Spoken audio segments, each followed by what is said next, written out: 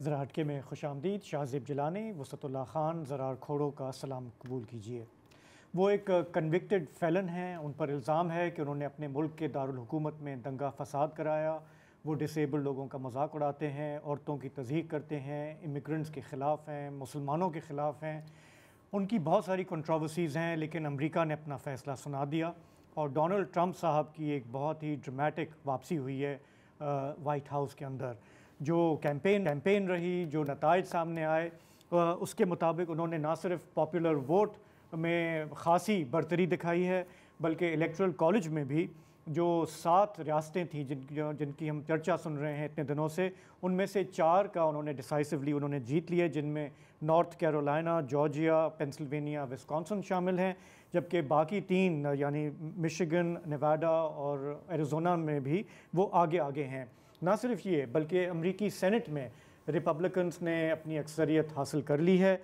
और अगर बात की जाए ऐवान नुमाइंदगान यानी हाउस ऑफ रिप्रेजेंटेटिव्स की, तो वहाँ पे भी उन्हें भारी लीड शामिल है। तो यूँ ना सिर्फ कि उनकी वापसी हुई है, बल्कि एक ज़बरदस्त वापसी हुई है और यूँ शायद वो इम्पीरियल प्रेसिडेंट कहलाने के मुस्तहिक हो गए हैं। इसमें मैं एक चीज़ का इजाफा करूँगा, सुप्रीम कोर्ट भी उनके हैंड पिक्ड लोग हैं जी। पिछली दफ़ा जो जजेस उन्होंने अपॉइंट किए थे, वहाँ पे भी समझें कि उनके हामियों का ही अक्सरियत है।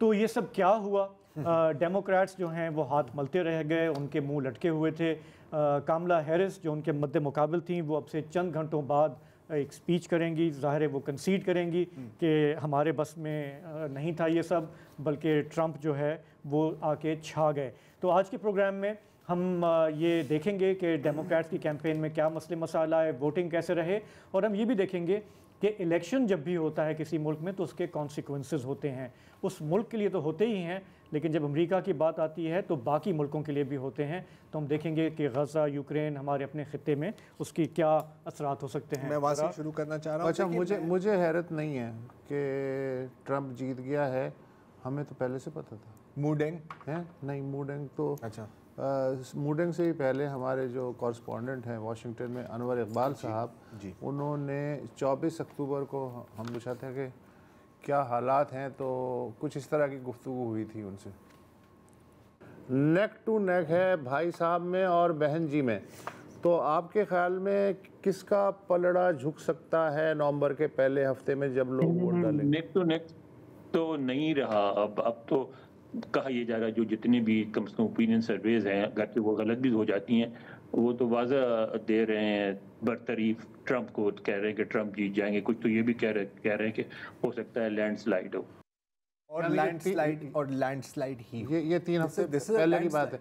अच्छा, और दूसरे कल हमने अपने दोस्त जो हैं थाईलैंड वाले मूडेंग, उनकी जो है बात की थी, बेबी हिप्पो की बात की थी कि उनके सामने 2 फ्रूट्स जो है रखे गए, तो मूडेंग साहब ने जो है ट्रंप वाले फ्रूट पे मुंह मार दिया, तो इसका मतलब था कि ट्रंप जीत रहे हैं। उन्होंने भी अपना फैसला, तो हमें तो कोई आपत्ति नहीं है उसकी। नहीं, देखें, तमाम एक्सेप्ट फॉर अनवर इकबाल तमाम तज्जिए गलत साबित हुए। तमाम polls except for Moo Deng and Anwar Iqbal, ये दो हावी हैं। कल से आप उनकी बातें सुने, हम खामोश हैं। यार, ये तो लैंडस्लाइड थी। इसमें काफ़ी इंटरेस्टिंग चीज़ें आई हैं कि एक तो रिपब्लिकन के जो वोट थे ना पिछले इलेक्शन में 2020 में, वो थे तकरीबन आप समझे 74 मिलियन। इस बार कमोपेश अभी अंदाजे ही हैं 73 मिलियन है, मतलब कि 19-20 का फ़र्क। लेकिन 2020 में डेमोक्रेट्स के वोटर्स थे 81 मिलियन। इस बार कितने हैं? 68 मिलियन, 16% कम। मतलब कि कामला हैरिस, देखो ये गेम नहीं होती कि आपके सपोर्टर कितने हैं, इससे आप इलेक्शन नहीं जीतते। आप जीतते हैं कि आपके कितने सपोर्टर्स ने वोट डाला। और ट्रंप के लगता है कि सारे सपोर्टर्स ने वोट डाला, कामला के सपोर्टर्स थोड़े से पीछे रह गए हैं। अब मैं सिर्फ एक चीज़ यहाँ पे कहना चाह रहा हूँ कि मुझे इस वक्त याद आ रहे हैं रफ़त अल-अरीर, वो मुसन्निफ़ शायर फ़लस्तीनी, जो 1 साल पहले उनकी ट्वीट आई थी। उसने कहा था कि जी, Biden and the Dems must be punished for enabling and arming Israel.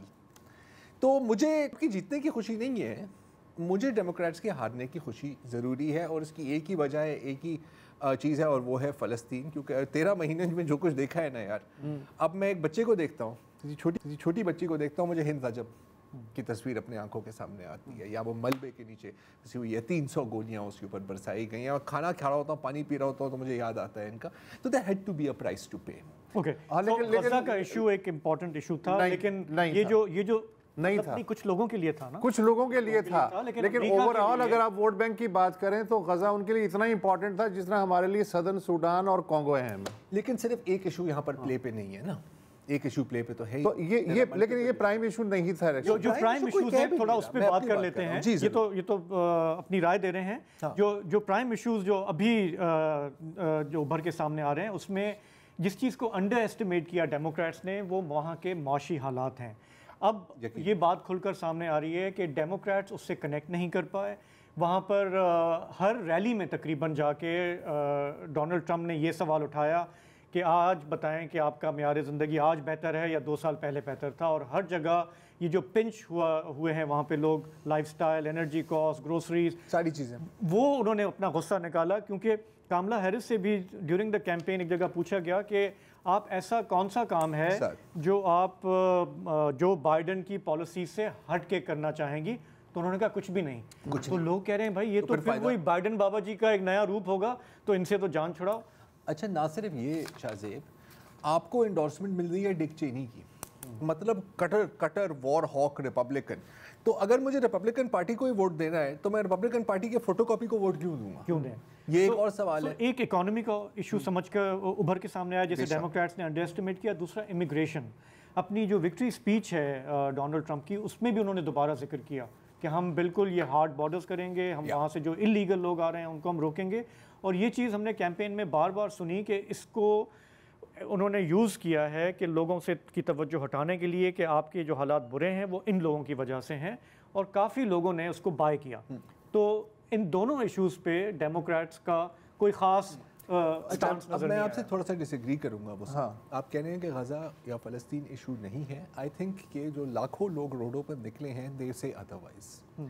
दूसरी बात ये है कि आप देखें, और एक इशू नहीं है ना, आप ये जब इस तरह की रोडों पे निकलना और बैलेट बॉक्स में वोट, सर हमें नहीं पता ना, हमने उनसे बात तो नहीं की ना, वी कैन नॉट से फॉर श्योर। इस तरह की जब लैंडस्लाइड होती है तो उसमें कोई एक फैक्टर नहीं होता, मल्टीपल फैक्टर्स होते हैं। मैं थोड़ा सा दिखाना चाह रहा हूँ आपको कि ट्रंप ने किस तरह गेम खेली है इन मिशिगन।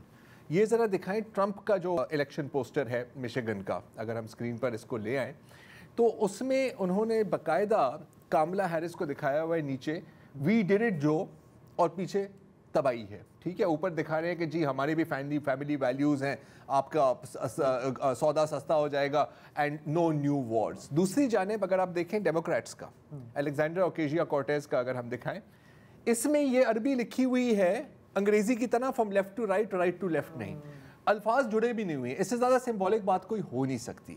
दूसरी बात यह है कि अगर आप देखें मिशिगन का मैप, मैं आपको ज़रा दिखाना चाह रहा हूँ क्योंकि वहाँ पर 2 लोग कामयाब भी हुए ना, राशिदा तलेब और इल्हान उमर। एक लाल समुंदर में ये जो छोटे से आपको नीले जजीरे नज़र आए ना, मिशिगन, ये तो ऊपर जाए अगर थोड़ा सा, ये तो एलबामा है, 12 मिशिगन ये ऊपर है, ये जो थोड़ा सा भी ऊपर ग्रीन ब्लू नज़र आ रहा है ना, this is Ilhan Omar and this is Rashida तलेब। और वो 1.5 लाख वोट की बर्तरी से जीते हैं। लेकिन जरा मुसद की ये बात सही है कि इन अ बिगर स्कीम ऑफ थिंग्स ये एक बहुत ही माइन्यूट फैक्टर है। हम क्योंकि मुसलमानों के पॉइंट ऑफ व्यू से देख रहे हैं, गजा के पॉइंट ऑफ व्यू से देख रहे हैं, उससे ये पूरी जो है ना तस्वीर वो गड़बड़ हो जाती है। देखो 33 करोड़ की आबादी में मुसलमान हैं 37 लाख, ठीक है। सिर्फ मुसलमानों की बात नहीं, लेकिन अभी तक प्रोग्राम की डायरेक्शन को मैं चाह रहा हूँ कि उस तरफ जाए। मसलन अब हम ये बात कर सकते हैं कि जो डेमोक्रेटिक पार्टी का जो ट्रेडिशनल वोट बैंक है वो 2 हैं, लैटिनो और black. Latino 20% of US population, बिल्कुल, ब्लैक्स 13% ऑफ यूएस पॉपुलेशन। होना तो ये चाहिए था कि 2020 में जितनी लीड बाइडन ने ली थी उससे ज़्यादा वो निकलते, लेकिन उससे कम निकले हैं। मतलब ये आप देख सकते हैं, एक सेकंड वो अगर स्क्रीन पर ले आए, वो बाय रेस का जो है ग्राफ, इसकी मदद के साथ आप इस मजीद बात करें। अच्छा, अब मैं अगर उन पे ब्लैक्स पे फोकस करूं तो अच्छा, ये एक अच्छी बात है कि सेनेट में पहली बार 2 ब्लैक खवातीन हिस्ट्री में पहली बार इलेक्ट हुई हैं। ट्रेडिशनल वोट बैंक, ये बिल्कुल है, यूँ समझ लो कि जैसे लियारी पीपल्स पार्टी के लिए था, उसी तरह ब्लैक कम्युनिटी जिस भी रियासत में रहते थे वो ज़ाहिर डेमोक्रेट कहे जाते थे। बाइडन को जो टोटल ब्लैक वोट है उसका 90% मिला था 2020 में। कमाला हैरिस को इस दफ़ा 80% वोट मिला है। ट्रंप के जो वोट हैं वो डबल हो गए हैं 2020 के मुकाबले में 2024 में ब्लैक वोट। अच्छा, वजह क्या है? वजह ये है कि जब आप फॉर ग्रांटेड लेते हैं चीज़ों को, मसलन जो ट्रेडिशनल ब्लैक वोट है वो डेमोक्रेटिक पार्टी के साथ क्यों चिपका हुआ है? वो इसलिए चिपका हुआ है कि 50s और 60s में जो सिविल राइट्स मूवमेंट थी उनमें एक वाज़े मौक़िफ़ था डेमोक्रेट्स का, तो ब्लैक्स ज़ाहिर है उस तरफ चले गए। आज का जो ब्लैक बच्चा है या बच्ची है जो पहली बार वोट डाल रहा है या दूसरी बार, उसको 60s या 50s के बारे में कोई ख़ास पता नहीं, 70s के बारे में नहीं पता है। वो सिर्फ ये एक सवाल उठाता है कि यार हमारे जो पुरखे हैं वो आपके साथ सिविल राइट्स के ज़माने से कह रहे हैं ये हमारी पार्टी है, ये हमारी पार्टी है, लेकिन पिछले 60 साल में आपने हमारी सोशल और इकोनॉमिक अपलिफ्टमेंट के लिए क्या ठोस इक़दाम किए हैं? वो सीधा सीधा सवाल पूछता है। अच्छा, ये सवाल बड़े तल्ख़ थे। अब इसका जवाब कोई बूढ़ा आदमी तो नहीं दे सकता, तो बराक ओबामा को लगाया गया कि आप इस सेगमेंट को सेटिस्फाई करें इसको सवाल का जवाब। बराक ओबामा जैसा आदमी जिसे 2008 में तारीख़ी कामयाबी हुई थी, वो भी नहीं इनको कन्विंस कर पाया, बल्कि पिट्सबर्ग में जो रैली हुई है जिसमें कि ब्लैक मेजॉरिटी ज़्यादा थी, बराक ओबामा जैसा ठंडा आदमी भी झुंझला गया। और वो इस बात पे उतर आया कि मतलब वो मर्द जो थे उस रैली में, उनसे कहने लगा, मैं जानता हूँ कि तुम्हारे जहन में क्या है, तुम एक औरत को वोट नहीं देना चाह रहे और उसके लिए तुम कई तरह के उज़र और बहाने तलाश कर रहे हो कि जी हमारे साथ ये हो गया, फलाना हो गया। अच्छा, मज़े की बात है कि ये एक आम ABC को भी मालूम है पॉलिटिक्स की कि जब आप इलेक्शन कन्वेंसिंग पे होते हैं, गुस्सा नहीं करना, अगर आपको बात बुरी भी लगी है तब भी आप उसे कन्विंस करना है। जब आप इस तरह की बात करेंगे मजमे के सामने, वो कहाँ से वोट देगा? वही तो ये जो ब्लैक वोट की वसूल साहब ने बात की, यही बात हम कह सकते हैं कि हमने देखा लातिनोस फॉर ट्रम्प, हमने देखा मुस्लिम्स फॉर ट्रम्प, हमने देखा वुमेन फॉर ट्रम्प। तो ये जो सेक्टर्स जिनको हम समझते हैं कि ये जी डेमोक्रेट पार्टी का वोट बैंक है, ऐसा नहीं था। ये उनकी जायदाद है, वोट बैंक, ये उनकी जायदाद, मतलब मिसोजिनी फैक्टर नहीं चल सकता। देखो एक यहाँ पर तो यार कोई मेरे ख्याल है कोई 20 फैक्टर्स हैं, ठीक है, कोई एक फैक्टर दूसरे फैक्टर के ऊपर शायद इतना हावी नहीं है। इकोनॉमी में मानता हूँ ज़मीन थिंग, यार ब्लैक वुमेन 90% सियाफाम खवातीन फिर भी डेमोक्रेट्स वोट किए, 81% पहले से कम है मैं मानता हूँ, लेकिन ब्लैक मैन ने भी वोट किया। लैटिनो में तकरीबन 50-50 चल रहा है। ओके, सही है ना? लैटिनो में ये एग्जिट पोल्स हैं, ये 100% एक्यूरेट नहीं है, ठीक है। 53% लैटिनो मैन ने ट्रंप को वोट दिया है, 59% 45% Latino man and 40% Latino women, फिर भी आधा ही है तकरीबन। 69% सफ़ेद फार्म खवातीन ने ट्रंप को वोट दिया है। बहुत लोग बोल रहे थे ना कि वो राइट्स, मिसोजिनी, अबॉर्शन तो उनके लिए इशू नहीं है, या फिर शायद कोई और इशू इससे ज़्यादा इंपॉर्टेंट था उनके लिए। So we don't know. ये जो आपने बात की ना यार गुस्से की, अब अगेन मुझे पता है कि यार आई एम सॉरी, मैं लाइक अ स्टक रिकॉर्ड ना यार, आप मिशिगन भेजते हो बिल क्लिंटन को, जो बाकायदा आपको कहता है कि यार अगर आपके लोग मर रहे हैं और ये आपके खानदान के लोगों की बात हो रही है तो वो आपकी अपनी गलती है। और वो वोट मांगने गया है यार, वोट मांगने गया है कि यार ऐसे कि यार वैसे यार जो तुम लोग लियारी में जाओगे यार, तुम लोगों की जो हालत है ना असल में तुम्हारी अपनी गलती है, खुदा हाफिज प्लीज वोट फॉर मी। लेकिन यार ऐसे नहीं होता बॉस। आप कामला को भी देखें, जब बीच में पहली बार फिर इसका तकिया कलाम बन गया, जब कुछ लोगों ने कहा ना यार stop the bombs, stop the bombs, उनका क्या जवाब था खुद सुन लें। He intends to surrender our fight against the climate crisis, and he intends to end the Affordable Care Act. You know what? If you want Donald Trump to win, then say that, otherwise I'm speaking.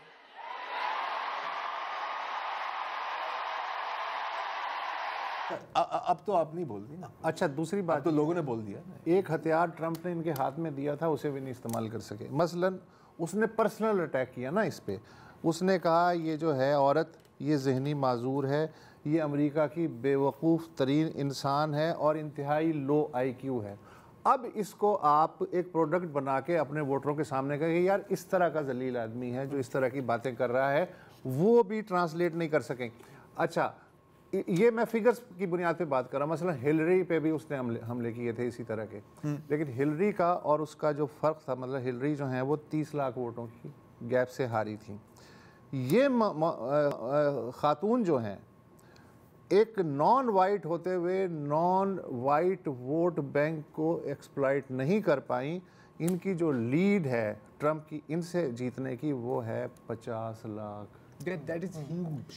अच्छा, एक बात कि इन्होंने, ये बात सही है जहाँ तक मैंने भी देखा कि इन्होंने अपने जेंडर को और अपनी रेस को बहुत ज़्यादा प्ले अप नहीं किया, और मेरा ख्याल है वो डिलिबरेटली था क्योंकि उन्हें पता है कि acceptable हो। ऑड्स उनके खिलाफ हैं, ठीक है ना। दूसरा, ये जहाँ तक आपने बात की कि ट्रंप की इन बातों को एक्सप्लॉइट नहीं किया, हालांकि अब जो क्रिटिसिज्म सामने आ रहा है वो ये है कि उनकी पूरी कैंपेन जो है वो एंटी ट्रंप थी, तो ट्रंप आ जाएगा तो ये तबाही आ जाएगी। ट्रंप अपना खुद ऑफर कुछ नहीं कर रही थी, जबकि ट्रंप आपको ख्वाब बेच रहा है, मेक अमेरिका ग्रेट अगेन, ये एक सुनहरी दौर शुरू होगा। दूसरी बात है कि अगर आपको एहतियात से किसी इलेक्शन में लड़ना है कि जिसका मंशूर ही गालम गलोच है, तो इससे बेहतर है कि आप अपने घर में बैठें। इसकी जो बात कि जंग इलेक्शन में पहले आप सब कुछ जायज़ है, उसके बाद कहें आप जब जीत जाएंगे। लेकिन ये जो है ना कैंपेन, हालांकि इनको तो कितना चंद महीने मिले ना, यूजुअली जो कैंडिडेट है वो 2 साल की कैंपेन होती है, चंद महीनों के अंदर ये बहुत डावाडोल रही। पहले इनका जो एंट्री हुई उससे हाई होप्स हो गई कि बाबा जी से जान, डिबेट के बाद इनका ग्राफ बहुत था, लेकिन फिर ये क्लियर नजर आया कि इनके पास कहने को कुछ है नहीं। ये जो बाइडेन की लेगेसी को डिफेंड कर रही हैं, तो वोटर मायूस होता गया कि भाई ये इधर काम चलने वाला नहीं। आपकी ये बात को रीइंफोर्स करूं, कामला हैरिस है कौन? उसका सिर्फ एक ही था, मैं डोनाल्ड ट्रंप नहीं हूं। हाँ, that's it. What do you stand for? What do you stand for यार? पता नहीं। What do you stand? At least Trump ये तो कह रहा था ना, make America first, make America first वगैरह, इनके पास स्लोगन तक नहीं था। तो मेरा ख्याल है एक ब्रेक ले लें, उसके बाद हमारे प्रोग्राम में 2 गेस्ट शामिल हैं, दोनों अमेरिका से हैं, उनके साथ गपशप करेंगे, देखेंगे कि हुआ क्या ये अमेरिका में।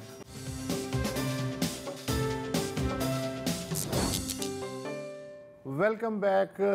अभी तक हम मकामी तौर पे तीनों गुफ्तगू में उलझे हुए थे, अब वक्त है कि हम यूनाइटेड स्टेट्स ऑफ अमेरिका चले जाएं। वहाँ मौजूद हैं आसिफ अली भट्टी साहब जो तज्ज़ियाकार हैं, मीडिया से वाबस्ता हैं, और अंबर नकवी साहब हैं जो डेमोक्रेटिक पार्टी के बहुत ज़बरदस्त किस्म के एक्टिविस्ट हैं। अंबर, मैं आपसे जानना चाहूँगा, आपने वो किशोर कुमार का गाना सुना है कि ये क्या हुआ, कैसे हुआ, क्यों हुआ, कब हुआ? तो वो गाना तो सुना होगा ना आपने? जी जी। तो बताइए ना। तो क्या हुआ का जवाब ये है, जैसे आप तज्जिया पहले कर रहे थे कि ये लैंडस्लाइड है डोनाल्ड ट्रंप की, और उसकी बज़ाहिर लगता है कि इस दफ़ा वो पॉपुलर वोट भी जीत जाएंगे, जो पिछले 20 साल में नहीं हुआ रिपब्लिकन पार्टी के लिए। और क्यों हुआ उसमें कुछ बारीकियां हैं। ये जो इलेक्शन था, इससे पहले मुझे भी यहाँ को 40 साल हो गए, मैंने इस तरह की जज्बाती जंग जो है वो नहीं देखी। इससे पहले भी बराक ओबामा के साइकिल में और डोनाल्ड ट्रंप के पहले साइकिल में भी ये इस तरह के जज्बात थे, लेकिन इस दफ़ा कुछ ज़्यादा थे, और उसकी बहुत सारी वजूहत हैं। गज़ा का और यूक्रेन की जंग का भी उसमें ताल्लुक़ है, और ये हर सतह पे रहा है।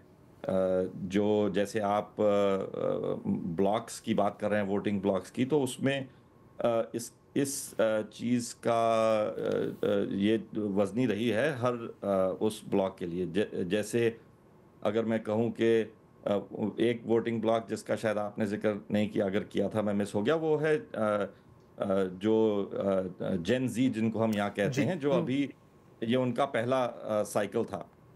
वो भी रवायती तौर पे डेमोक्रेटिक वोट रहा है, लेकिन उनकी ख़ास तौर पे यूनिवर्सिटियों में आपने देखी है काफ़ी फ़लस्तीन के बारे में उनके ख़यालात जो थे वो बहुत यानी आप ये कह रहे हैं कि डेमोक्रेटिक पार्टी और कैंडिडेट जो हैं अवाम के अपने हामियों के जज्बात सही तौर पे नहीं पढ़ पाए, यही कह रहे हैं? बिल्कुल यही कह रहे हैं। और उसमें देखिए, हमने बहुत ये शिकायत हमने भी सुनी है, अगर आप मैं डेमोक्रेटिक पर्सपेक्टिव से कहूं कि आप हमारी बात सुन नहीं रहे, जो बिल्कुल सच है, उसको उसका दिफा नहीं कर सकते, पार्टी नहीं कर सकती। एक बात मैं ये ज़रूर कहूँगा कि कम अज़ कम मेरे नज़रिए में ये शिकस्त जो है ये हमारे उम्मीदवार की थी, ये शिकस्त हमारी पार्टी की शायद नहीं थी। ठीक है। हम अपना डेमोक्रेटिक पार्टी अपना उम्मीदवार जो है उसको सही तरीके से मैनेज नहीं कर सकी हमारे हिसाब से, और हमारे बहुत सारे डेमोक्रेट्स हैं, जैसे रिपब्लिकन्स भी ऐसे हैं जो ये कहते हैं कि ये एक्सीडेंटल कैंडिडेट रही हैं मोहतरमा, और कई लोग रिपब्लिकन पार्टी में ये कहते हैं कि अगर एक प्राइमरी इलेक्शन होता तो शायद उसमें बनती ना, उसका कुछ नतीजा और होता। दूसरी साइड पे जो है वो जो ट्रेडिशनल रिपब्लिकन पार्टी है, उसने आपने देखा ही होगा कि जो बड़े बड़े नाम आपने भी कुछ लिए हैं, उन्होंने सबने सपोर्ट किया, उन्होंने सबने एंडोर्स किया। तो वहाँ कैंडिडेट जो है वो जीता है, पार्टी हारी है। हमारी तरफ मेरे हिसाब से, ये अगेन ये सिर्फ मेरा तज्जिया है, हमारा उम्मीदवार अच्छा, जो है वो आपके ख्याल में, आपने कहा रिपब्लिकन्स के जो बड़े बड़े नाम हैं उन्होंने भी ये इनको कमला हैरिस को जो है सपोर्ट किया, आपके ख्याल में इस चीज़ ने बैकफायर नहीं किया? अगर मैं डेमोक्रेटिक वोटर हूं तो मैं कहूंगा यार अगर इन्हीं लोगों के साथ घूमना है तो फिर मैं ट्रंप को क्यों ना वोट दूं। आपके ख्याल में ये फायदेमंद हुई या बैकफायर किया इस स्ट्रेटजी ने? मैं आपकी इस बात से इत्तेफाक करता हूं कि ये फैक्टर है। वो कितना बैकफायर हुआ वो मेरे ज़हन में ये नहीं फैक्टर आता कि उसकी वजह से वोट का इम्पैक्ट जो है वो इतना हुआ हो। अच्छा नकवी साहब, सॉरी आपकी बात काट रहा हूँ, मैं वापस जेन ज़ी पे आना चाह रहा हूँ, बिकॉज ये सिर्फ इम्पोर्टेंट इलेक्टोरेट, और जिस तरह मतलब जो एक बहुत एक आई सपोज एक शैलो किस्म की जो कैंपेनिंग थी वो ये थी कि यार अगर टेलर स्विफ्ट ने एंडोर्स कर दिया है, कार्डी बी ने एंडोर्स कर दिया है, तो ये तो ऑटोमेटिकली सारे ये तो उनके मतलब 100 मिलियन वोट वहाँ आ जाएगा, कबीले के वोट। तो एक आपने जिक्र किया आपने गजा का, एंड वी नो कि जो सबसे ज्यादा जो लोग निकले हैं और टिकटॉक पे ट्विटर पे वो जेन जी ही थे। एंड इंटरेस्टिंगली जिन अगेन मैं आप कहेंगे कि दोबारा मिशिगन पे आ रहा हूँ, लेकिन मुझे आना पड़ रहा है, वहां पर जो रूरल एरियाज हैं वो रिपब्लिकन सपोर्टर्स थे, जो शहरी इलाके थे वो हमेशा डेमोक्रेट सपोर्टर्स थे, मतलब यूनिवर्सिटी टाउन्स। इस दफा यूनिवर्सिटी टाउन्स को लूज किया है। तो ये जो फैक्टर है जेन जी का, तो जेन जी मांग क्या रही थी डेमोक्रेटिक पार्टी से आपके नजर में? मेरे अपने 2 बच्चे जेन जी में शामिल हैं और वो उन्होंने वोट दिया और उनसे हमारी गुफ्तगू काफ़ी चलती थी, दोनों यूनिवर्सिटियों में हैं। तो इस चीज़ का हमें मतलब हमने काफ़ी इसका तजिया किया। उनका जो मेन जो कंसर्न था वो यही था कि आप हमारी बात सुन नहीं रहे।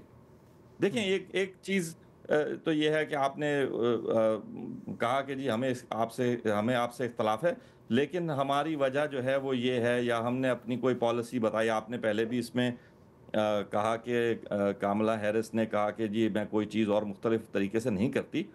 तो एक जो सबसे बड़ा जो सेंटिमेंट है वो, और उसमें मैं भी शामिल हूँ, वो यही है कि आपने कोई दावा नहीं किया।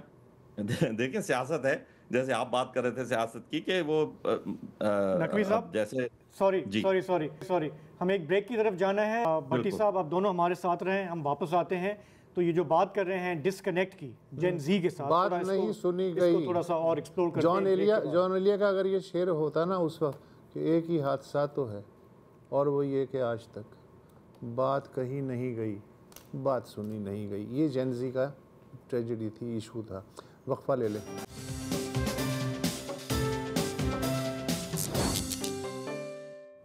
Welcome back. नकवी साहब, ब्रेक से पहले आप बता रहे थे कि आपके जो घर में जो आपके जो बच्चे हैं, बेटे हैं शायद आपने जिक्र किया था, और जाहिर है जेन जी हैं, तो उनका क्या कहना था और उनका झुकाव किस तरफ था, मतलब इसके बारे में थोड़ा उनके आर्गुमेंट क्या थे? उनकी आर्गुमेंट क्या थी?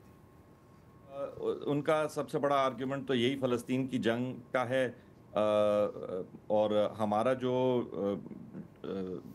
मतलब ऑब्वियसली हमारी कम्युनिटी जो है यहाँ मुसलमान कम्युनिटी वो इसके ख़िलाफ़ थी, लेकिन जेन जी मैं उस हवाले से बात कर रहा हूँ कि सिर्फ जो उनका मद्देनज़र है इस जंग के बारे में, वो चाहे मुसलमान हो या नॉन मुस्लिम हो, उनका मद्देनज़र यही था कि ये ह्यूमैनिटेरियन रीजंस पे जो ज़्यादती है उसका लेवल कुछ और है, और इसके बारे में अमेरिका को जो इतना ताकतवर मुल्क है उसको इससे ज़्यादा करना चाहिए कि जी हम तो कोशिश बहुत कर रहे हैं या हमने कहा था, तो ये उनका मौक़िफ़ था इस बारे में। ठीक है। और जी ठीक है, अंबर नकवी साहब, बहुत बहुत आपका शुक्रिया बहुत शुक्रिया। नकवी साहब। 86% डेमोक्रेटिक वोटर्स, ये मैं जून की बात कर रहा हूँ, कह रहे हैं कि यार अल्लाह के वास्ते जंग बंदी कर दो। आपने 86% अपने वोटर्स को इग्नोर किया। कैसे इग्नोर किया? वो डीएनसी, डेमोक्रेटिक नेशनल कन्वेंशन, आपको याद है, अगर वो फुटेज चला दें प्लीज़, कि लोग वहाँ पर, मैं वहीं था जी जी, जो कत्ल हुए फ़लस्तीनी बच्चे हैं उनके नाम पढ़ रहे हैं और लोग यूं अपने कानों में हाथ लग के ला ला लाते हुए गुजर रहे हैं। तो who's laughing now ना? ये आवाज़ के बगैर कैसे समझ में ऐसे ही आएगा है भाई? वही है वो, लेकिन आपको मैंने बता दिया ना, चले आवाज़ आप समझेंगे मैं ही बता रहा हूँ आपको। तो ये हुआ था वहाँ पर। ठीक है, बहुत शुक्रिया नकवी हमारे साहब। साथ आसिफ अली भट्टी काफ़ी देर से बैठे हैं, खामोशी से सुन रहे हैं, हालांकि आप वाशिंगटन में हैं, आपकी ज़्यादा नज़र है इन पूरे मामलात पे। आसिफ, ये बताइएगा कि अब जो होना था वो हो गया है। डेमोक्रेट्स पार्टी के अंदर ज़ाहिर सोल सर्चिंग होगी कि where did we go wrong, वो चलती रहेगी, तज्ज़िये आते रहेंगे, लेकिन थोड़ा सा ये बताएं कि ट्रंप साहब का ये जो हमने स्पीच देखी और एक तासुर ये उभर रहा है इस बार कि उनको अब रोकने टोकने वाला कोई नहीं होगा। पिछली बार उनके आसपास कोई एडवाइज़र्स थे, ऐसे लोग थे जो उन्हें थोड़ा समझाते थे कि भाई ये कर सकते हो, वो नहीं कर सकते। इस दफ़ा खुला डुला माहौल होगा उनके पास। तो इनिशियल इम्प्रेशन क्या है उधर वाशिंगटन डीसी में अबाउट दिस रिज़ल्ट? बहुत शुक्रिया, आप तीनों को सलाम। मसला ये है कि इलेक्शंस के जब लास्ट मॉड में हम थे और हम लोग सर्वेज और मुख्तलिफ चीज़ों को परख रहे थे, और मेरी यूनिवर्सिटी की तरफ से भी ये कुछ एक कंसोर्शियम सा बना हुआ था, और वो तमाम इन चीज़ों को देख रहा था कि कौन कैंडिडेट जो है उसका बड़ा स्ट्रॉन्ग नैरेटिव है, या वो उसकी मंशूर जो है, जिसको हम पाकिस्तान में मंशूर कहते हैं सियासी जमात का, या वो किसका ज़्यादा मजबूत है, और वो क्या टच बेस उसका क्या है, क्या वो आवाम से कनेक्टेड है कि नहीं है। इसमें बड़ी इंपॉर्टेंट बात, रात को हम काफ़ी देर को 1.5-2 घंटे हमारी कॉन्फ्रेंस कॉल हुई, उसमें जो चीज़ सामने आई उसमें कैमला हैरिस का मैंने एक नुक्ता कहा था अपनी एक मीटिंग में कि वो बैगेज नहीं उतार पा रही हैं बाइडन का। वो 40 साल से प्रेसिडेंसी में घूम रहे हैं या ऐवानों में घूम रहे थे, और वो उनके साथ लॉयल थी, लेकिन पार्टी के साथ लॉयल्टी या जो रियल एसेंस होता है पॉलिटिक्स का, वो उनके अंदर नहीं आ सका है। और वो उनसे एक सवाल किया गया था सीएनएन का, वो हमने बल्कि वो रिकॉर्ड भी उसका देखा कि उसमें उनसे सवाल पूछा एंकर ने कि आप क्या करेंगी, बाइडन से मुख्तलिफ क्या करेंगी अगर आप प्रेसिडेंट बन जाती हैं। तो कहती है मेरे दिमाग में अभी तक ऐसी कोई बात नहीं। तो ये तो वो फैक्टर है जो कि हम पॉलिटिकली हम देख रहे हैं, लेकिन जो ग्राउंड पे जो कुछ हुआ है, मैंने दोनों चीज़ें ही बयान की थी कल आपके भी शायद प्रोग्राम में, कि एक तो ख़वातीन का फैक्टर है और दूसरा नौजवानों का फैक्टर है, जिनको हम जेंजीज कह रहे हैं। और ये मैं खुद यूनिवर्सिटीज़ में देखता रहा कि जिस तरह से यंगस्टर्स ने, जो कि अभी फ्रेशमैन जिनको कहते हैं यहाँ पे कॉलेजेस में आते हैं, वो लोग पेश थे सारे मामले के अंदर, और वो ह्यूमैनिटेरियन बेसिस पे। मैंने बार बार कहता था कि मुसलमानों का वोट इतना नहीं है जिसको काउंट किया जाए कि मुसलमान इधर हो गए तो ये ऐसे हो जाएगा, मुसलमान इधर हुए तो ऐसे हो जाएगा, अरब्स इधर हो गए तो ऐसा हो जाएगा। ऐसा नहीं हुआ। ये ह्यूमैनिटेरियन बेसिस पे मामला था, जिसको रियली अभी वज़ीरुल्लाह खान साहब ने ठीक कहा कि बात सुनी नहीं गई। बात यह है कि जब आप इग्नोर करते हैं, इग्नोरेंस जो है ना बड़ी पनिशमेंट है, इग्नोरेंस बहुत बड़ी पनिशमेंट होती है, और ये पनिश किया बेसिकली उन खामोश वोटर्स ने, यंगस्टर्स ने, कि जो कल निकले हैं। ये मैं आपको बताऊं, अर्ली वोटिंग का जो हमारे पास पैटर्न आया था सामने, उसमें खवातीन ने बहुत वोट किया और स्विंग स्टेट्स में भी बहुत वोट किया, लेकिन हमें जो बात पता चली है उस सारे जायजे से कि 8 करोड़ लोगों ने कैसे वोट किया और किसको वोट किया, तो जो पैटर्न नजर आया उसमें कैमला के साथ लोग थे, वो लोग थे जो कि फैमिली वाइज हैं, खवातीन हैं, या जिनको हिस्पैनिक्स हैं, या मुसलमान भी कई थे, पाकिस्तानी भी होंगे, इंडियन भी होंगे, सारे मुल्क के लोग होंगे। लेकिन जो ये फैक्टर था, इसने एक तो जगाया है लोगों को। दूसरा फैक्टर बड़ा इंपॉर्टेंट है, वो है वाइट्स का। यहाँ पे आप नस्ल परस्ती की बात मैं नहीं कर रहा, लेकिन मैं ये आपको बता रहा हूँ कि ट्रंप ने अपने लोगों को जगाया है, अपने लोगों को, आप समझ जाएंगे, अपने लोगों को जगाया है और ये उनको कायल किया है कि भाई सब कुछ लुट चुका है यहाँ पे, दूसरे मुल्कों के लोग आके बादशाह बन गए और कल को बाकी बादशाह बन जाएंगे और हम बाहर होंगे, हमें पाकिस्तान भेज दिया जाएगा। तो ये उसने अपने लोगों को, आप देखें गांव से लोग निकल के, आपको याद है ना जो कैपिटल हिल पे हमला था, वो सारे देसी थे, देसी अमेरिकन थे, देहाती यही सारे देसी अमेरिकन ने वोट किया है। और ये दूसरा फैक्टर है, नौजवानों का फैक्टर तो हो गया, दूसरा फैक्टर जो है वो वाइट्स का है। उन्होंने अपना मुल्क वापस लेना था और उन्होंने अपना मुल्क वापस ले लिया है। ट्रंप साहब जो हैं अब उस ताकत के नशे में आए हैं कि मैं हैरान हो रहा हूँ कि ये पिछले शायद 2 दहाइयों में, 3 दहाइयों में ऐसा नहीं देखा गया, और मैंने भी हिस्ट्री इसको देखा है, आप लोग भी देख रहे होंगे कि पार्लियामेंट उनकी अपनी हो गई है, सेनेट, कांग्रेस, साथ में गवर्नर्स जहाँ पे उन्होंने रूल करना होता है, जहाँ पे उन्होंने मशीनरी को चलाना होता है, ऑपरेशन सिस्टम यहाँ पे गवर्नर है, फिर यहाँ पे मेयर सिस्टम है, फिर उससे नीचे लोकल आ जाती है पुलिस वगैरह और बाकी इदारे। तो वो बड़ा ताकत का एक नशा है। अब देखना यह है कि वो कितनी संजीदगी दिखाते हैं, वो तो उनके बारे में तो बहुत सारी चीजें मशहूर है, आपको पता ही। सुप्रीम कोर्ट भी उनके हाथ में है ना। ये जो आपने कहा ना कि उन्होंने अपने मतलब अपने लोगों को, तो ये तो ऐसे है ना, जाग गोरा जाग तेरी पग लग गई आग। हाँ, गोरा खतरे में है। ये प्लान 25 है, नवाज शरीफ साहब वाला। वही मुझे नहीं पता आसिफ अली भट्टी साहब के वो प्लान प्रोजेक्ट 2025 कितना ठीक है कितना नहीं, लेकिन उसमें एक क्लॉज ये भी थी कि हम जो हैं, जो पॉलिटिकल अपॉइंटमेंट्स का जो कोटा है या जो दायरा है उसको बढ़ाएंगे।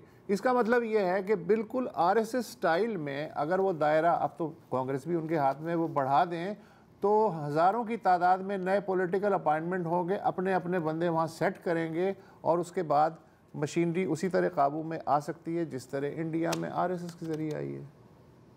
बिल्कुल, ये वही पॉपुलिस्ट मूवमेंट है जो हमें देखने को मिल रही है इस वक्त, और ये एक्सपेक्ट किया जा रहा था। कुछ अखबारात ने अपने इदारियों में या ये मेंशन किया था कि जैसे इंडिया एक बहुत बड़ा मुल्क है, वहाँ पे 1 मैन रूल चल रहा है। इसी तरह चाइना एक बहुत बड़ा मुल्क है जहाँ पे 1 मैन रूल चल रहा है, चाहे उसकी कुछ भी डायनामिक्स हो। अमेरिका के अंदर ये एक्सपेक्टेड नहीं था इस लिहाज से कि एक डेमोक्रेटिक स्टेट है, बहुत बड़ा जमहूरी मुल्क है। लेकिन जिस तरह से ये ट्रंप ने अपना मैं समझता हूँ कि मिशनरी के तौर पे अपनी कैंपेन चलाई है कि वो पंजाबी को जगाने के लिए उठ खड़े हो भाई, जाग जाओ, जाग पंजाबी जाग, तेरी पागनू लग गया दाग। तो वो दाग को उन्होंने 2016 में, मैं आपको बताऊं, जब वो बने थे और 2020 तक उन्होंने सारी चीज़ों को अपने बड़े करीब से देखा। मैं उनके कुछ एडवाइजर्स के नाम नहीं लेना चाहता जो कि उनके साथ मुसलसल एसोसिएट होते थे और वो मुख्तलिफ स्टेट्स में जाके वाइब्स लेते थे कि किस तरह से ऑपरेशन किया जा सकता है ये, और वो उनके जहन में था। और उनका दोबारा जो प्रेसिडेंट बनना है या प्रेसिडेंसी के लिए कैंडिडेट के तौर पे आना है, ये इटसेल्फ, अब देखें कि इनकी पार्टी में कोई बंदा ही नहीं था जिसको नॉमिनेट ये करते, इतना काल पड़ा हुआ था, क्योंकि इतना फायरी किस्म की इनकी पर्सनैलिटी है कि वो आग लगा देते हैं हर तरफ बात करके। तो ये सूरत हाल जब खुद पार्टी ने भांपी तो उन्होंने इन पे छोड़ दिया कि भाजन तुसी करो जो करना चाहिए। वो अब वो करेंगे कि सुप्रीम कोर्ट में, आपको याद होगा, 9 जजेस वो लेके आए अपने। मुझे लगता है कि अब वो सुप्रीम कोर्ट तो खैर उनकी है ही है, हो ही जाएगी। बाकी जो आपने फरमाया कि इदारा जाती सतह पर सरकारी अपॉइंटमेंट्स, ये बहुत बड़ा फैक्टर है यहाँ पे, क्योंकि कोई काम भी लोकल लेवल के अलावा ये नहीं होता कि मैं प्रेसिडेंट को फोन कर दूं, भाई मेरा काम फंसे है, मेरी फाइल फंसी है, जल्दी कटवा दो। ये नहीं होगा। यहाँ पे लोकल सिस्टम में ही काम चलता है। आप मेयर को फोन कर लें, मैक्सिमम उससे मिल लें, उसकी जेब गर्म कर दें, यकीन करें बड़ा अच्छा सिस्टम है यहाँ पे, मुझे बड़ा अच्छा लगता है। उधर तो आप सॉरी, एक हमें यहाँ पे वक्फा लेना और फिर थोड़ा सा हम जूम आउट करते हैं कि अब अमेरिका में तो ट्रंप आ गया, बाकी दुनिया पर इसका क्या असर पड़ेगा, अगर कोई असर पड़ेगा।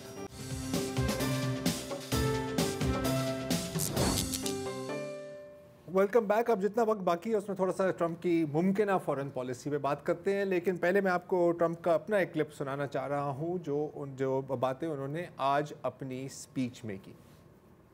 One is strong and powerful military, and ideally we don't have to use it. You know, we had no wars, 4 years we had no wars, except we defeated ISIS. We defeated ISIS in record time, but we had no wars. They said, he will start a war. I'm not going to start a war. I'm going to stop wars. I'm going to stop wars. अब पाकिस्तान में ज़ाहिर है हमारे पास सिर्फ एक ही सवाल है कि क्या इनकी वजह है कि इमरान खान रिहा होंगे या नहीं होंगे, इस पर हम किसी और दिन बात करेंगे। भट्टी साहब, आपका क्या ख्याल है, अमेरिका फर्स्ट का मतलब दुनिया के लिए क्या होगा? देखिए, ये एक इंडिजिनस मूवमेंट मुझे लग रही है। जैसे ट्रंप आए हैं तो जैसे हम एक नारे की बात भी कर रहे हैं यहाँ पे, तो उनका फोकस ये होगा कि अपने मामलात को यहाँ पे जो महंगाई है या अबॉर्शन है या इमिग्रेंट्स का इशू है या जो इंपोर्ट्स का इशू है, उन इश्यूज़ के ऊपर ज़्यादा फोकस रहेगा। लेकिन ट्रंप जो हैं, चूँकि दुनिया के मामलात को उसी एंगल से देखते हैं कि वो क्या चाहते हैं, वो खुद क्या चाहते हैं। तो मुझे कोई इस सिलसिले में जो हमारी गुफ्तगू के बाद हम इस नतीजे पे पहुंचे हैं कि इज़राइल के मामले के ऊपर वो एक जो स्टेट पॉलिसी होती है उस पॉलिसी के साथ वो जाएंगे। हाँ, ये अपने दोस्त को वो कह सकते हैं, नेतन्याहू को, कि भाई थोड़ा हाथ होला रखो, अब चीज़ों को थोड़ा सा ड्रैग आउट करो, ये बहुत ज़्यादा मामला आगे चला गया है। ईरान के साथ जो मामला है वो शायद उस मामले के ऊपर भी रिस्ट्रेंट की पॉलिसी पे जाएंगे। और जहाँ तक माजरत चाहिए, सॉरी, यूक्रेन जो मामला इस वक्त संजीदगी इख्तियार कर रहा है वो है रशिया का और यूक्रेन का। वहाँ पे मुमकिन तौर पे एक रिकॉन्सिलिएटरी जो है मूव चला सकते हैं ट्रंप, और अपने वहाँ पे भी यही बात वो कर सकते हैं कि आप पुल आउट करें अगर आपकी फोर्सेस वहाँ पे घुसी हैं तो। और तीसरा मामला जो है वो चाइना का है। पाकिस्तान अभी तक तो मुझे कंसंट्रेशन में नज़र नहीं आता है और ना इस पर कोई बात हो रही है, लेकिन चाइना के मामले के ऊपर भी आपको याद होगा कि वो जनूबी कोरिया के प्रेसिडेंट से मिलने के लिए उनके साथ बड़े बेताब थे और उनको पसंद आई उनकी पर्सनैलिटी। तो हो सकता है कि उनकी शी जिनपिंग के साथ मुलाकात हो जाए तो वो उनसे भी इंस्पायर हो जाएं और ये कोई दरमियानी रास्ता निकल आए कि हम अपने बिजनेस को कैसे एक्सपेंड कर सकते हैं और आपकी खिदमात को किस तरह मुस्तार ले सकते हैं। तो ये इंटरनेशनल सिनारियोज जो हैं उसके अंदर अभी तक उनकी अपनी जो हिकमत अमली है, जो अपनी उनकी सोच है जो पहले 4 सालों ने गुजारे, उसकी रोशनी में ये चीज़ें अखज़ करने की कोशिश की जा रही है। आत्मी बात तो ज़ाहिर है वो ट्रंप यूरोपियंस जो हैं इनकी पहले दौरे सदारत में खासे जिटरी थे, खुसूसन इन्होंने नेटो के बारे में जो गुफ्तगू की कि अपना खर्चा खुद उठाओ, या ये कह सकते हैं कि यूक्रेन जो है यूरोपीय मसला है, भैया हम क्यों इसमें टांग अड़ाएं। बिल्कुल, ये बात बड़ी यहाँ पे मैं भूल गया ये बात करना आपसे, 2 इश्यूज मैं भूल गया आपसे बात करना। एक तो ये सार्क का पता है ना आपको, जो सार्क ममालिक की एक तंजीम बनी हुई है हमारे यहाँ, सुना है मैंने। ये उसी तरह की एक तंजीम बनने जा रही है अभी। ये इस बारे में ट्रंप कुछ अरसा पहले इजहार ख्याल कर चुके हैं कि हमें यूरोप ने डिबोया है। हालांकि मुझे नहीं पता कैसे डबोया है, इसकी कोई लॉजिकल रीज़न शायद पैसों के हवाले से वो बात कर रहे होंगे कि हमारे बड़ा खर्चा हो गया हमारा, और नेटो आहिस्ता आहिस्ता करके अफगानिस्तान से निकल गया था। जब हम सब लोग वॉर एंड टेरर देख भी रहे थे और मैं कवर भी कर रहा था, आप सब लोग भी कवर कर रहे थे उसको, तो नेटो आहिस्ता आहिस्ता करके वहाँ से निकल गया, लेकिन सारे खर्चे जो हैं वो अमेरिका को पूरे करने पड़े थे और $1 ट्रिलियन उस पर लगे हैं। और डिफेंस कमेटी में वो रिपोर्ट भी जब ले हुई तो उस पर भी ट्रंप ने बहुत ज़्यादा सीख पाओ के क्वेश्चंस किए थे डेमोक्रेट्स से। अभी भी वो उनको वार मॉन्गर्स कहते हैं और अब वो उससे पुल आउट कैसे करते हैं ये तो खैर उनकी अपनी स्ट्रेटेजी है, लेकिन सार्क से ज़्यादा उसकी अहमियत नहीं रहेगी और जो भी खर्चे खुर्चे हैं वो उनको कहेंगे कि आप अपने खर्चे खुद पूरे करें।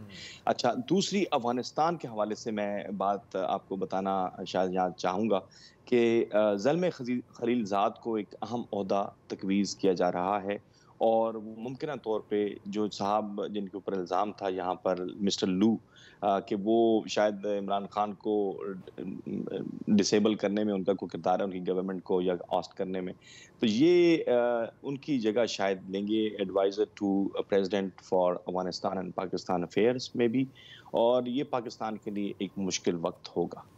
और ये मुमकिन तौर पे हो सकता है कि वहाँ पे गवर्नमेंट जो अभी इस वक्त प्रिवेलिंग सिचुएशन है, आप सब लोगों को पता है, उसमें ये एक टफ टाइम हो सकता है। तो हो सकता है टूवर्ड्स सेंट्रल एशिया या साउथ ईस्ट एशिया उनकी इस पॉलिसी के अंदर जो है वो थोड़ी सख्ती आएगी। हाँ, भारत के साथ तो शायद उनको मोदी पसंद भी हैं। और यहाँ पे हमने देखा था जब इमरान खान साहब आए थे 19 में, हम लोग ने उनको कवर किया, तो इमरान से जितनी उनकी मुलाकात थी वो तो बड़ी खुशगवार थी, लेकिन मोदी के साथ जो उनकी जफ्फियां थी, और जब वो उनके साथ टेक्सास आए और एक बहुत बड़े ग्राउंड में उन्होंने चक्कर लगाया उनके हाथों में हाथ डाल के, तो वो भी बड़ा सिग्निफिकेंट है। वो भी थोड़ा सा पाकिस्तान के लिए परेशान कौन होगा, लेकिन इंडिया के साथ ताल्लुकात अमेरिका के बहुत अच्छे हो जाएंगे। ठीक है, बहुत बहुत शुक्रिया भट्टी साहब। इमरान खान गया ना, तो अच्छा, ज़ल्मे खलील ज़ाद की अगर आपने हालिया ट्वीट्स देखी हैं, आपने देखी हैं? अच्छा, उसमें इट्स वेरी क्लियर, वो कह रहा है कि यार इनको रिहा करो। ज़ल्मे खलील ज़ाद कह रहा है। अब मैं सिर्फ इसका जिक्र यूँ इसलिए कर रहा हूँ क्योंकि उन्होंने इनका नाम लिया है। एक बड़ा इंटरेस्टिंग क्लिप है, लेकिन जब अलीमा साहिबा से पूछा गया, क्योंकि बार बार पूछा जाता है ना कि यार ट्रंप आएंगे तो क्या खान साहब रिहा होंगे, क्या उनका बड़ा लाजवाब जवाब था, सुनिए। अच्छा, बहुत से लोग कह रहे हैं कि डोनाल्ड ट्रंप के आने से शायद खान साहब रिहा हो जाएंगे। कितनी सदाकत या कितना आपको लगता है कि ऐसा हो सकता है? देखिए, हम फिर वहीं आगे वापस के हम गुलाम हैं। डोनाल्ड ट्रंप हमारे अब्बा है या हम उसकी कॉलोनी है, या ये मुझे समझ नहीं आती कि डोनाल्ड ट्रंप अमेरिका का प्रेसिडेंट आ रहा है, हम कौन है? बहरहाल ट्रंप है, कुछ भी हो सकता है। अच्छा, हामिद मीर साहब तो कहते हैं कि सारा मेला ही हाँ साहब कह रहे हैं कि एक कार्ड उन्होंने प्ले किया था इस तरह। हाँ, आप कोई कंक्लूड करें। ठीक है, ज़बरदस्त है, आप करें। नहीं, ज़बरदस्त है, करें। बस हो गया ना। हाँ, लपेट दे। नहीं, आप करें। मैं लपेट देता हूँ यार, आप करें। ठीक है, आज के लिए इतना ही जी, इजाज़त दीजिए, खुदा हाफ़िज़।